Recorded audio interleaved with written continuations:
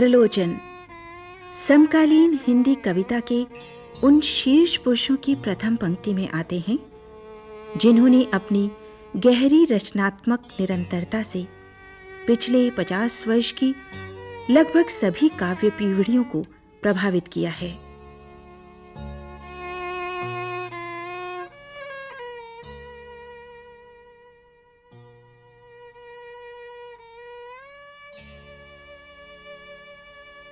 भाषा को ही रचना का मोक्ष मानने वाले त्रिलोचन शब्द को उसके समूचे संदर्भों के साथ बचाए रखने की बेचैनी से निरंतर भरे रहे हैं। उनकी कविता के जनपद में अपनी मिट्टी से लथपथ उन तमाम शब्दों को नागरिकता मिली हुई है जिन्हें नागर मुहावरे के आतंक ने कविता से निर्ममता के साथ बहिष्कृत किए रखा।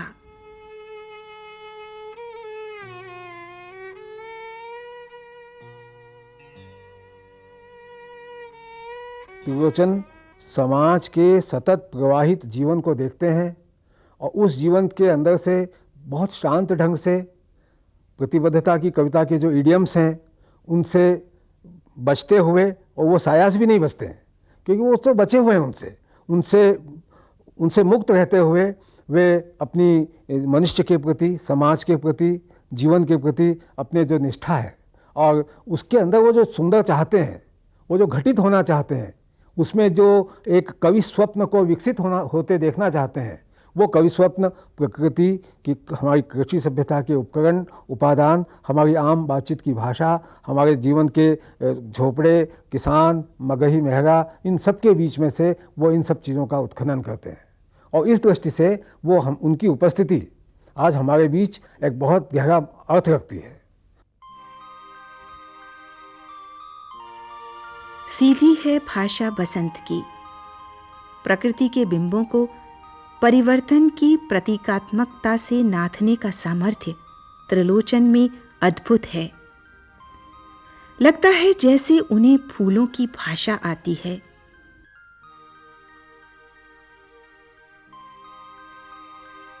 लेकिन बावजूद इसके बाहर से हरियाली ओढ़ती उनकी कविता के भीतर आग भी पलती रहती है।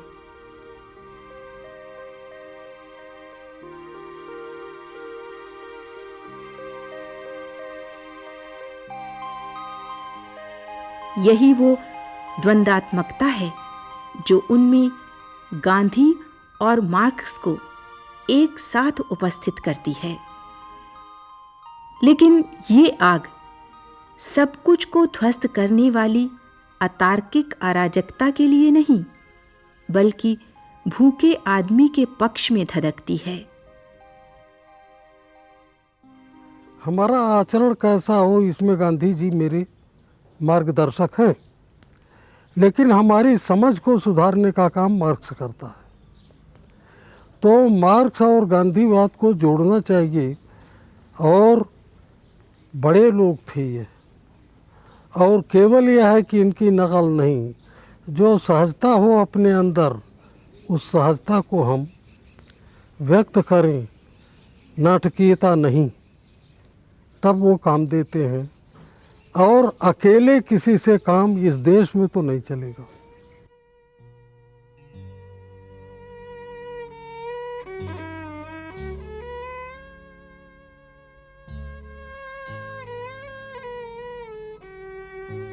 अपने जीवन के भरे पूरे 8 दशकों में त्रिलोचन ने आलोचनाओं की तरफ पीठ करके स्वयं को बहुत धैर्य के साथ कविता कर्म से नाथे रखा। चंपा काले काले अक्षर नहीं चिन्हती, मैं जब पढ़ने लगता हूँ वो आ जाती है, खड़ी खड़ी चुपचाप सुना करती है।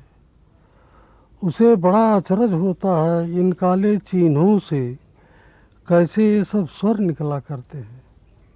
चंपा सुंदर की लड़की है, सुंदर ग्वाला है, गाय भैंसे रखता है। चंपा चौपायों को लेकर चरवाही करने जाती है।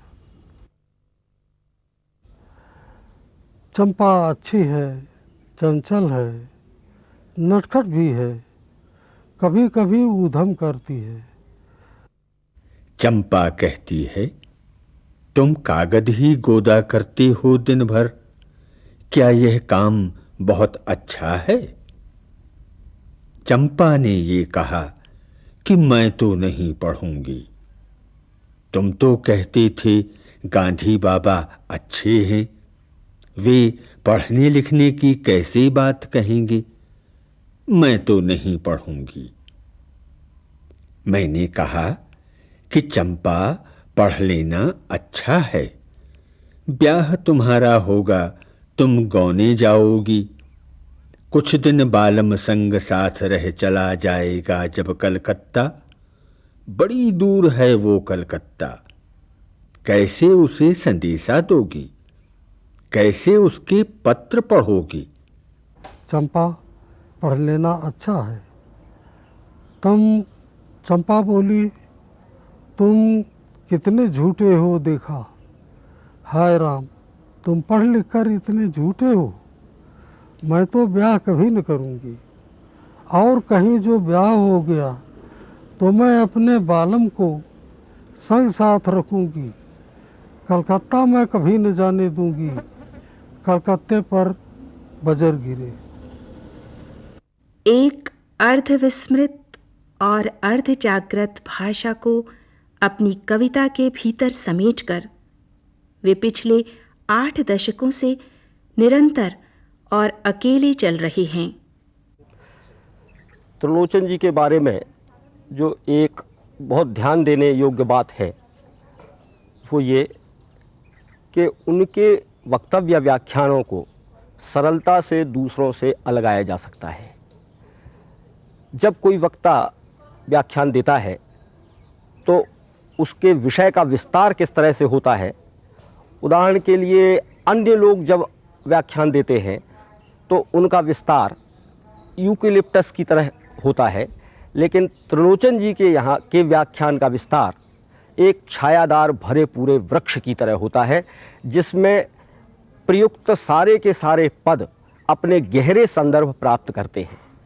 दूसरी चीज़ जो उनके व्यक्तित्व की मुझे सबसे ज़्यादा आकर्षित करती है वो ये कि संसार के श्रेष्ठतम साहित्य से परिचित होने के साथ साथ वे उन छोटे और अचर्चित लेखकों पर भी पूरा ध्यान देते हैं और उनकी कोई ना कोई गुण या क्षमता की वे सराहना करते हैं जो अन्यत्र दुर्लभ होती है।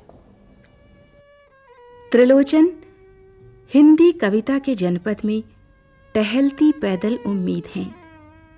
वे एक ऐसे काव्य पुरुष हैं जिनकी जड़ें जितनी गहरी परंपरा में हैं, ठीक उतनी उन्होंने भविष्य में छोड़ रखी हैं। पहले की पत्रकारिता मिशनरी स्पिरिट की थी। आज पत्रकार के विचारों का कोई महत्व नहीं रह गया। पत्र का जो संचालक होगा और जो मुख्य संपादक होगा वे जैसे विचार, जैसी बातें कहे वही मान्य करनी पड़ती हैं। आज पत्रकार वेतन भोगी है, जिसको अंग्रेजी में मर्सिनरी कहते हैं। पहले का मिशनरी स्पिरिट का था और उसको अंग्रेज सरकार जो यहाँ थी वो दंडित भी करती थी, जेल भेजती थी। एक पत्र ऐसा निकला था यहाँ, जो पत्र दैनिक था, उसमें संपादक 7 दिन या 15 दिन में गिरफ्तार करके जेल भेजे जाते थे। तो उसमें आवश्यकता है, इस कॉलम में निकाला जाता था, संपादक की आवश्यकता है, जो जेल जाने से डरते न हो वे ही आवेदन पत्र कर दे। तो ये भविष्य नाम का पत्र था, इलाहाबाद से निकलता था और उसी में इस तरह का। आज के संपादक जो हैं, यानी जो वेतनभोगी कर्मचारी हैं, जिनके विचारों अगर विचारक हैं तो विचारों का कोई ख़ास महत्व नहीं है। इस तरह की स्थिति हो गई है। और याद रखिए कि राष्ट्रीय विचारों के जो लोग थे वे राष्ट्रीय पत्रों में ही नौकरी पाते थे, क्योंकि जेल जाना एक तरह से कलंकित होना भी था। माने ऐसे संपादक जहाँ काम कर रहे हों, बनारस में मैंने या तो हम्स में काम किया या तो आज कार्यालय में काम किया या नागरिक प्रचारणी में काम किया। बाकी जो कार्यालय थे वे मुझे नहीं रख सकते थे, क्योंकि मैं ख़तरनाक व्यक्ति था। उनके मालिकों को भय लगता था कि जो जेल गए हों वो तो अयोग्य है, यानी अपना पत्र ही खराब हो जाएगा।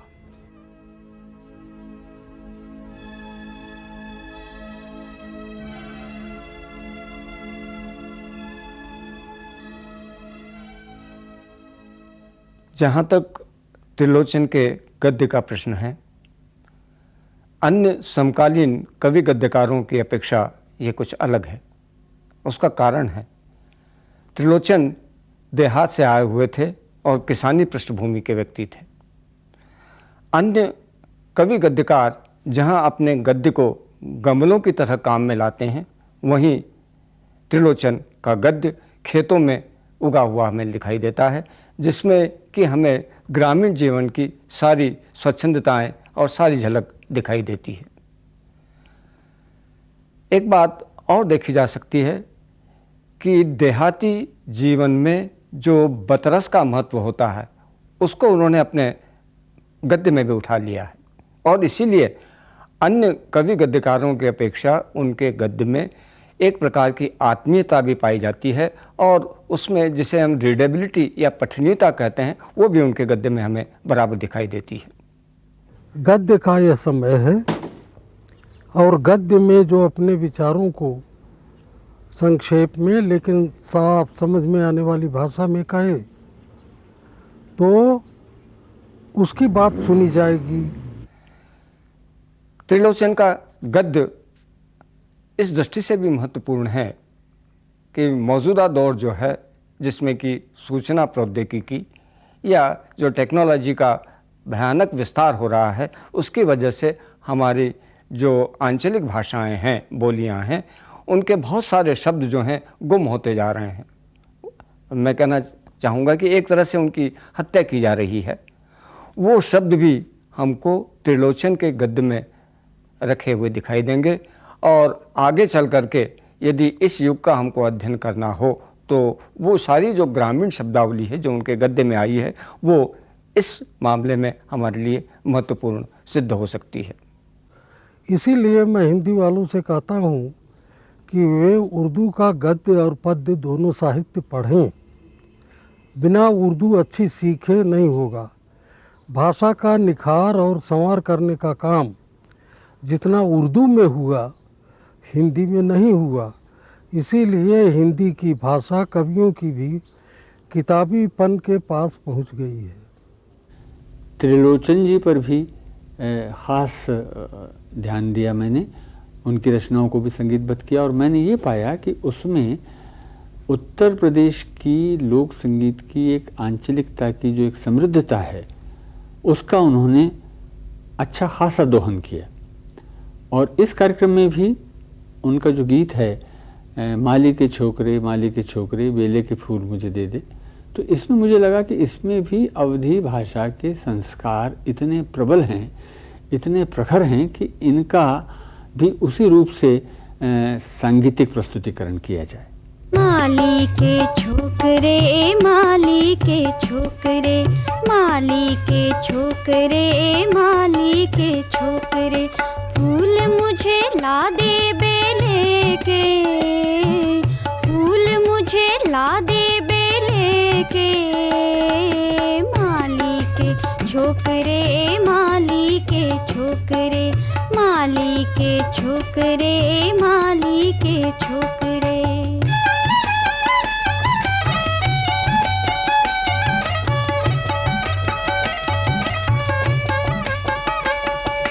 चली गई मैं सखियां सहेलियां फूलों से भर भर आई है बेलियां, छूटे घरों दे छूटा गुड़ियों से प्यार,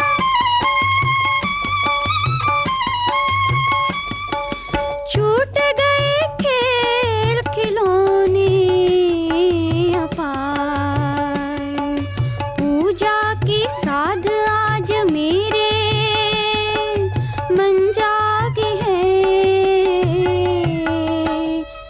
माली के छोकरे, माली के छोकरे, माली के छोकरे, माली के छोकरे, माली के छोकरे, माली के छोकरे। त्रिलोचन की कविता का गोत्र ही वो मिट्टी है जहां उनके रचनाकार की जड़ें छूटी हुई हैं। सोनेट को उन्होंने अपनाया या एक्सपेरिमेंट के तरह से किया, ये कहने के बजाय ये कहना ज़्यादा ठीक होगा कि सोनेट उनकी मनोदशा, उनके अनुभव की स्थितियाँ और उनकी अभिव्यक्ति, इस सब के लिए बहुत ही उपयुक्त साबित हुआ। सोनेट मूल रूप से एक विजातीय काव्य छंद है और लगभग 600 साल पहले पश्चिम में इसका चलन आरंभ हुआ। कहा जा सकता है कि दांते ने इसे जनप्रिय बनाया, इसका सांगीतिक परिष्कार किया। इसके बाद तो जैसे एक धारा सी चल निकली, Shakespeare, Keats, Milton, Wordsworth, Spenser, इन सब कवियों ने सोनेट का अपनी रचनाओं में खुलकर प्रयोग किया। वैसे जो सोनेट त्रिलोचन अपनी कविताओं में लाए हैं उसे पेट्रार्की सोनेट हम कह सकते हैं। मूल रूप से 14 पंक्तियां होती हैं। पहले भाग को हम ऑक्टेव कह सकते हैं, इसमें 8 पंक्तियां होती हैं, और दूसरे भाग को हम सेस्टेट कहते हैं। मैंने त्रिलोचन जी की इन्हीं रचनाओं को इसी आधार पर संगीतबद्ध किया है कि मूल रूप से जो पश्चिम के जो सोनेट थे वो एक तरह से एक दरबारी स्वरूप था उनका। कोर्ट लव शब्द का प्रयोग किया जा सकता है इस बारे में, लेकिन त्रिलोचन जी ने मूल रूप से अपने सोनेट में लोक अंचल से अपना संपर्क रखा, लोक संगीत को विशेष महत्व दिया, जिसको हम एक गांव की एक सहज भाषा जो होती है, जो एक गांव गंवई की भी समझ में आ जाए, तो इस तरह से उन्होंने अपनी कविताओं में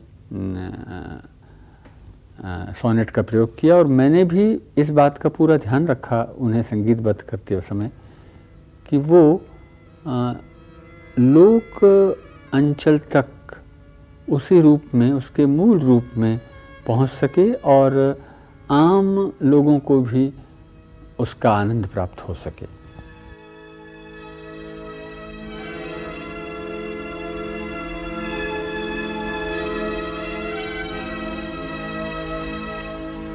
एक समय आता है जब जीवन में स्मृतियां ही रह जाती हैं, पौरुष चुपचाप किनारे कहीं लुढ़क जाता है, एकाकी मन मारे जीवन ताका करता है पहले की कृतियाँ।